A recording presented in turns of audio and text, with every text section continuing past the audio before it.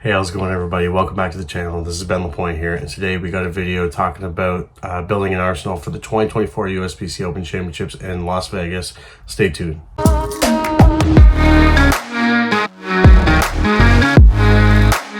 Alright, like I said in the intro, I'm going to be building an arsenal for the 2024 USBC Open Championships in Las Vegas.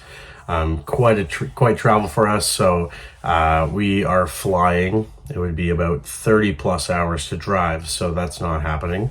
So I got to get my arsenal down to 6 balls for Vegas, just playing wise. Obviously, people driving will be able to take 9, 12, whatever they want. I'm sticking with 6, just baggage costs are too high. But not only that, I think you can get a nice mix of equipment for with a 6-ball arsenal. So let's go through how I'm breaking down my bag, and hopefully it helps you guys to build your bags as well.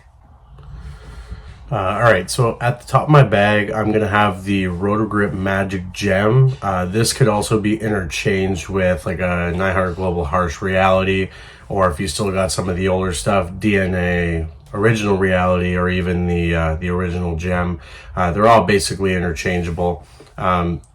The strategy with team event is to try and break down the pattern in the practice portion of things, so that it's not playing so flat. So you get a lot of mix of bigger asymmetric dull balls going up the gutter, as well as urethane to try and get some carry down in there.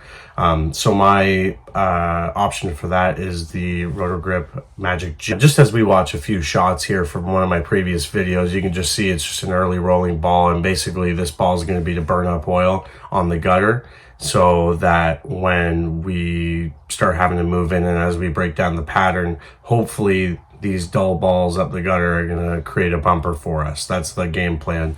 Like I said, the goal for the team pattern is to make this pattern a house shot, like make it as close to a house shot as possible. You want as much miss room out and in as possible. So well, I have a little bit of a higher rev rate, higher speed.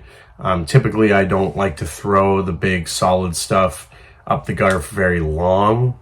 However, I can see it being a lot of people's, just from what I've seen in other videos, I can see it being a lot of people's go-to ball in the first game, game and a half kind of thing, as you start transitioning into a little bit of a cleaner ball. So like I said, Magic Gem, that's my choice. It can be thrown out for a lot of different things, but I just find the Magic Gem just gives me the most versatility.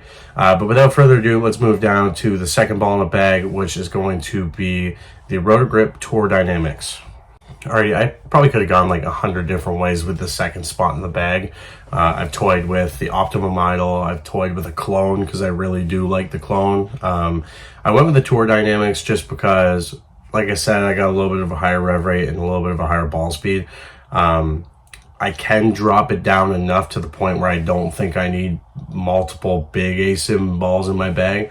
That's why I'm going with the Tour Dynamics. For me, it rolls earlier and doesn't flare off the end of the pattern as much as the Optimum Idol would. I did consider having both in my bag, but I'll get into that when I get into my 3, 4, 5 balls.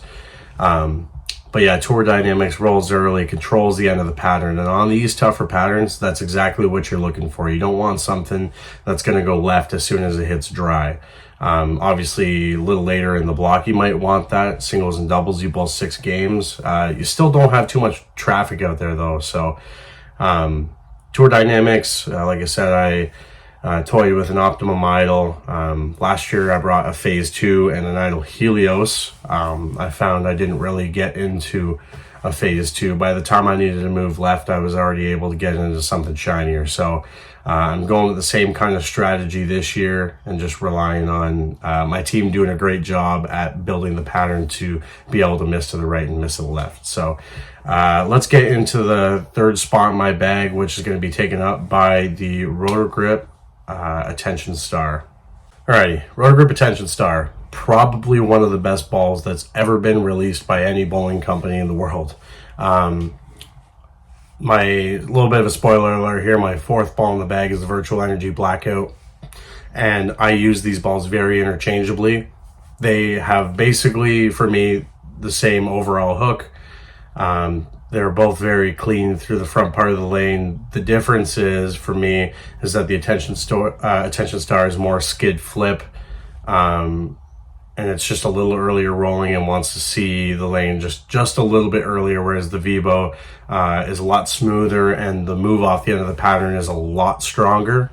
So typically, once the Attention Star is kind of starting to burn up, it doesn't want to make the corner down lane just because it's using up all its energy, that's when I can move a little bit more, get into the Vibo.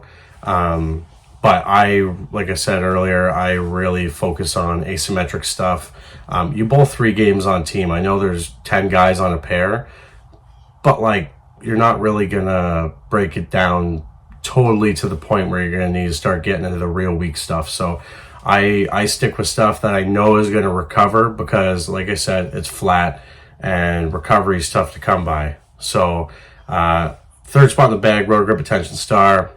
Could have gone a couple other ways there with like a phase 2 or something like that, something stronger, symmetrical, even like a Zen. I know they're not around no more. Summit Peak, something like that. Sublime, just to name a few.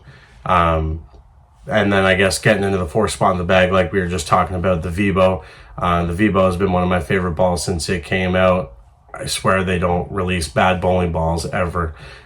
They could be all in my bag at all times, and I probably wouldn't hate that. So the Vibo, like I said, just getting left and being able to get it to the gutter, knowing it's going to recover, especially like I just drilled that Vibo a couple weeks ago. So it definitely has a little bit more down lane still. I really like the React-A-Gloss out of the box, unlike other people. Some people don't really enjoy it. They like to change the surface out of the box, but for some reason the React-A-Gloss in me just works. So Vibo's number 4.